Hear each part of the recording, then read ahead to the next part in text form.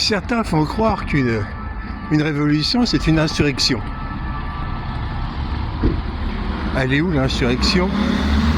Pour la révolution russe. Il y a eu 4 jours de manifestations, réprimées violemment par les pharaons, les policiers fascistes du tsar. Puis la révolution, c'est le 12 mars, donc quelques jours après le 8 mars 1917. Le 12 mars, il y a un appel et envoyer un délégué pour 1000, appel aux ouvriers de Pétrograd, et aux soldats envoyer un délégué par compagnie. C'est ça la révolution, appelée révolution de février à cause du décalage de calendrier. C'est ça la révolution du 12 mars 1917. Thomas Sankara, elle est où l'insurrection? Thomas Sankara était Premier ministre au mois de mai. Guy Pen, un voyou France-Afrique de Mitterrand, le héros de Mélenchon, un voyou France-Afrique, organise une contre-révolution à Ouagadougou pour virer Sankara, l'emprisonner. On arrive au mois d'août, alors forcément des mobilisations, des manifestations, mais pas d'insurrection, des manifestations.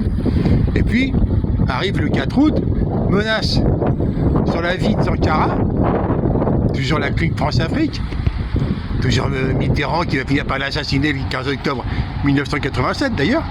Bref, et donc, l'adjoint encore honnête à l'époque de Sankara, Blaise Compaoré, prend des mesures pour empêcher l'assassinat de son camarade, et c'est la révolution du 4 août.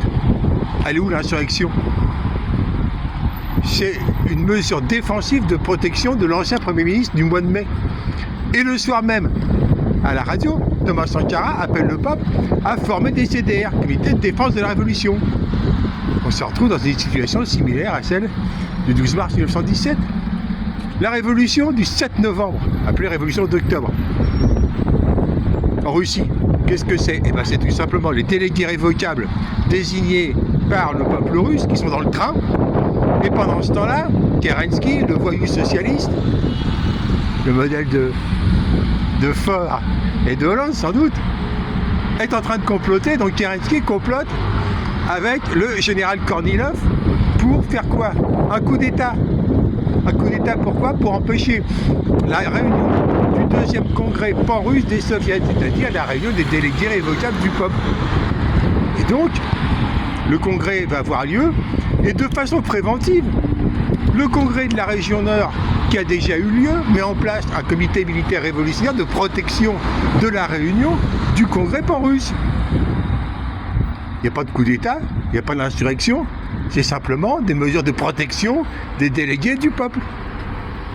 Et donc, la révolution qui vient, la préparer là, former des groupes de 100, accréditer 5 étudiants bac 1, plus 1, plus 2, plus 3,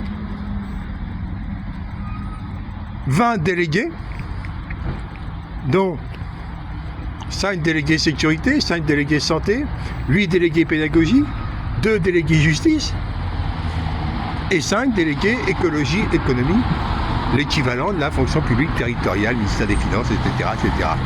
Et donc, organisez-vous pour justement ne pas avoir besoin d'émeutes, d'insurrections, d'affrontements. Justement non, il faut pacifier la révolution.